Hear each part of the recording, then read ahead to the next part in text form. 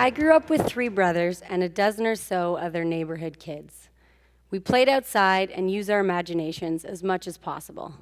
We'd run between our respective houses, down the bank, and build tree forts. As long as we were close enough to hear my mom's whistle to come home for dinner, we could play pretty much anywhere. The backdrop for this amazing childhood, the idyllic Goderich, Ontario. I mean, look at this place. Stunning sunsets every night, a beautiful courthouse in the center of town. What was missing in Goderich? Well, what was missing for me at age 17 was a way to immediately contact my friends. The walkie-talkie ranges and landlines had been tested, which is why I created a petition to lobby my parents to let me get my first ever cell phone. This is the actual petition that I created. Which is especially wild to think, given that most 9-year-olds have a more updated device than most of us here. But in my time, I certainly wasn't considered an early adopter. Thanks to 30 or so of my small town pals, Billy and Chelsea, Emily, I became a proud cell phone carrying 17-year-old. And 3 years later, I landed an internship at a small 40-person tech startup in Ottawa.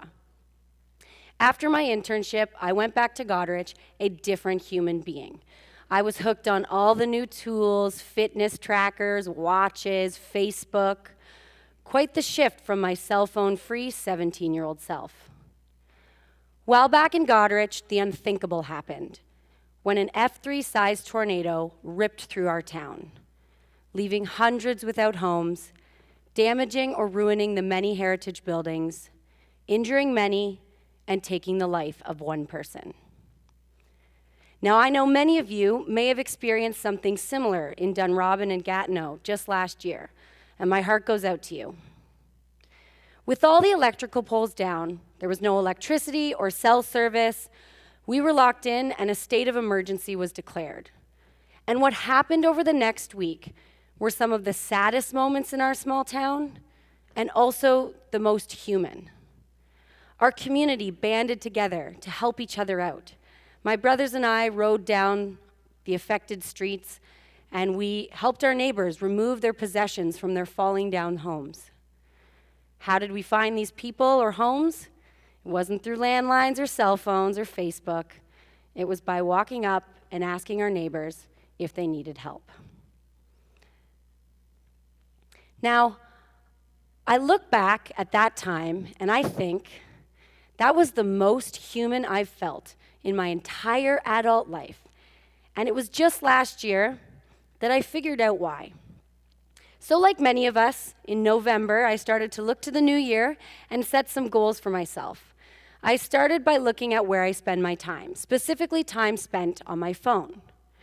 I have a setting that allows me to track my phone usage on my phone. I know, very meta, but bear with me. I learned that on average, I spent 3 hours a day on my phone. That's 21 hours in a week. I know, that's a lot. Now, I do a lot of work on my phone, so I decided to dig a little bit deeper into the data. That's where things got even uglier. I learned that one week, I spent 5 hours on Instagram, which is 260 hours in a year. Now, if I live till I'm 80, fingers crossed, I will spend another 826,000 minutes or 13,000 hours of my lifetime on Instagram, which amounts to 574 days. If I continue with this habit, I will spend a year and a half of my life on Instagram. Are you kidding me? I would never actively choose to give up those days when the thing that leaves me feeling most alive is real human connection. On the qualitative side, I reflected on the fact that I spend a lot of time in my head, but I have a really hard time knowing how I feel. I scroll through the news, and 1 second I've landed on an article about a tragic event, and the next I'm on some stupid meme or YouTube video. I rarely pause to reflect on the lives impacted by the article before moving on. So not only are my head and heart losing touch, my body is too.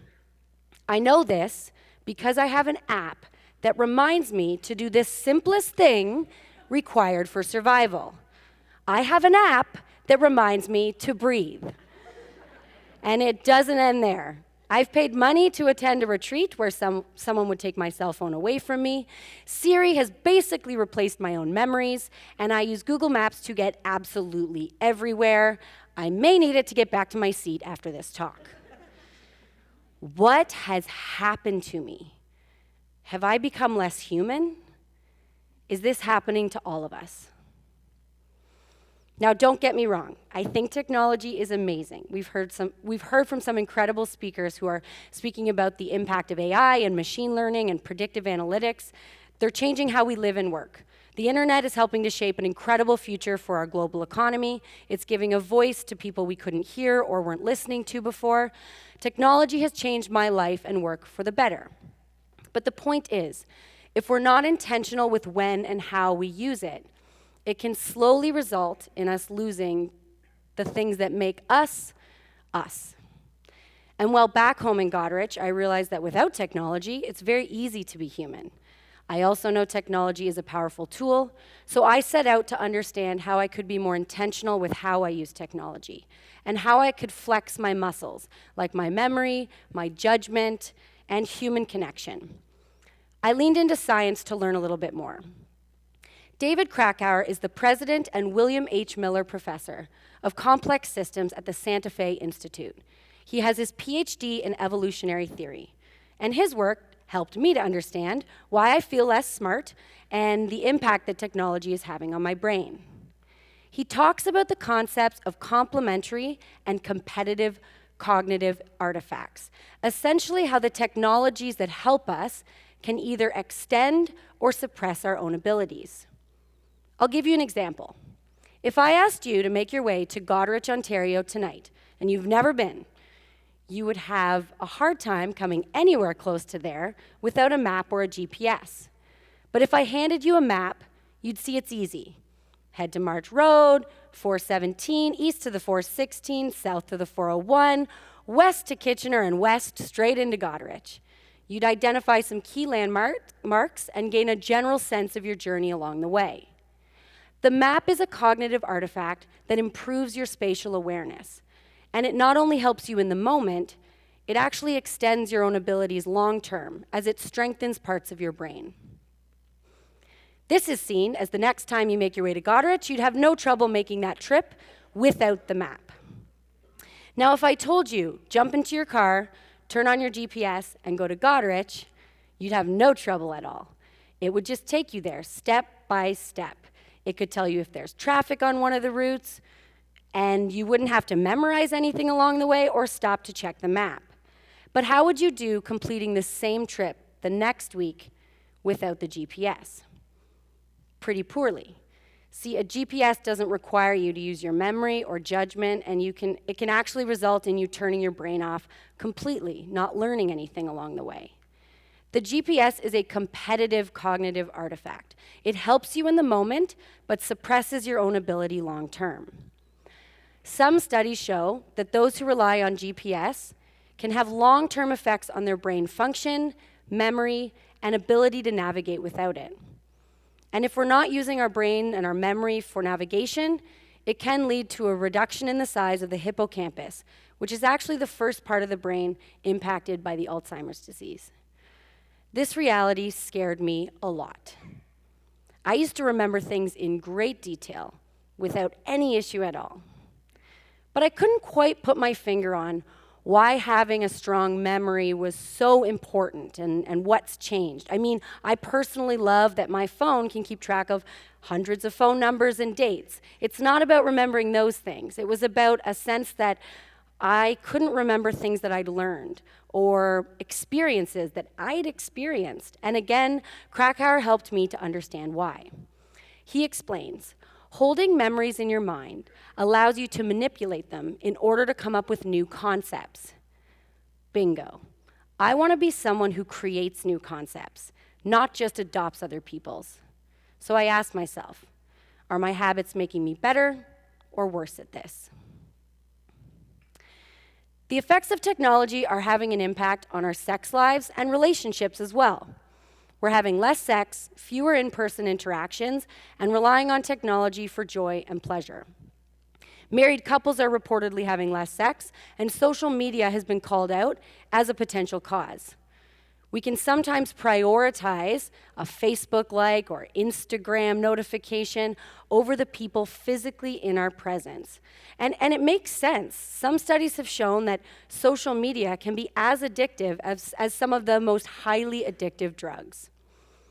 With the rise of online dating, apps apps like Bumble and Tinder, we're more comfortable meeting up with someone we swipe right on than saying hello or smiling at someone in a coffee shop. Have you ever been on a train or a bus or a plane and you sit next to the person and introduce yourself?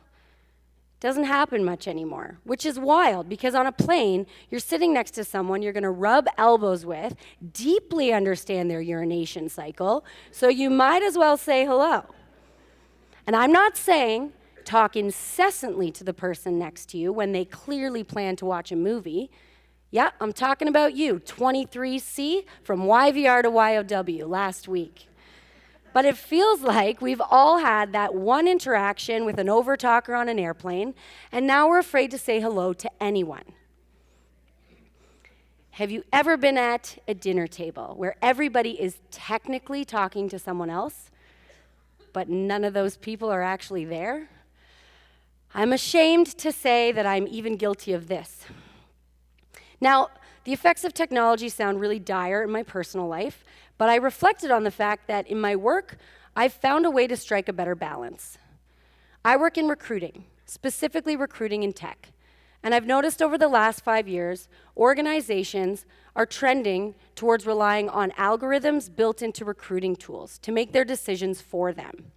Now, we use tools for things like scheduling or travel booking, but we've made the intentional decision to allow humans to make decisions about other humans. So on my team, we conduct what's called a life story. We spend an hour or more with every candidate who passes the screening stage. We learn about their experiences and skills, but we also get to know the themes in their life, the opportunities they had, or more importantly, didn't have, what they learned from the challenges they've overcome, and what they've learned from their experiences. Our recruiters are selected and trained to make candidates feel comfortable, to genuinely get to know the candidate by being curious, to check their bias, and then to make a great decision on where there might be a great match. And I'm really proud of the balance we found between leveraging technology and keeping the human aspect, but it's certainly not the norm. So, I'm suggesting we're having less sex, fewer in-person interactions, we're relying more on competitive cognitive artifacts, and our organizations are trending towards an over-reliance on algorithms. I know what you're thinking. Who the hell invited this downer on stage? I came to be inspired, to imagine. Which brings me to the part of my talk where I inspire you. I tell you all the things I've done to leverage technology and practice being human. You take notes, we drink wine, and we all go home feeling great. Well, more bad news. This whole being a human thing, not so easy, and it's very unique to each one of us here. I did set 3 goals for myself in 2019, and I'd like to share them with you because they're helping me to practice some of those things that used to come so naturally to me. Now, I'm a very competitive person. I respond well to direct feedback and accountability. I also love Mindy Kaling from the Mindy Project, Kelly from The Office. So for me, I've envisioned her yelling these goals at me. Put your phone down, Anna. 2, use your brain, Anna. And 3, slow the hell down. I don't think I have a high enough voice to do Mindy. I should have chosen someone like Marge Simpson or something instead, like, put your phone down, Anna. That's much better suited to my voice. 1, put your phone down. Heading into nature, don't spend all the time trying to get that perfect angle, but forgetting about the big picture. 2, use your brain, Anna. 3, slow the hell down. 1, put your phone down. Heading into nature, don't spend all the time trying to get that perfect angle, but forgetting about the big picture. 2, use your brain, Anna. 3, slow the hell down. 1, put your phone down. Heading into nature, don't spend all the time trying to get that perfect angle, but forgetting about the big picture. No more sleeping next to my phone. If you're meeting up with friends, either for a meeting or for dinner, put your phone in your bag. Phone on the table says, this is more important than you. If this rings, I'm going to pick it up. Hit settings, screen time, and check where you're spending your time. Does that feel right to you? For me, no more than 1 hour a week on Instagram. Heading to the bathroom? Try leaving your phone outside. I know you've done it. We've all done it. 2, use your brain. What's the name of that actress from that movie that was nominated for an Oscar? Is your instinct to immediately Google that? If so, don't. Pause and try to remember it instead. Practice using your judgment without technology. Try picking a restaurant without immediately looking at the online reviews. Maybe ask a stranger in a new city for a recommendation or a friend. Try getting to your destination without using your GPS. My partner and I have whipped out some old paper maps, and we're also plugging our destinations into our GPS, looking at it, turning it off, and then using our brains to get there. Try memorizing something. For me, learning this talk was a pretty big challenge. And 3, slow the hell down. Enjoy the journey. Look people in the eyes. Pay attention to the people around you, to your body, to how you feel. Connect with your fellow human beings. Share something about yourself. Ask them something about themselves, or ask if they need help. Try out meditation or simply focusing on your breath. When you read something, absorb it, feel it. My ask of you is to imagine the person that you can become if you can leverage technology but practice being human at the same time.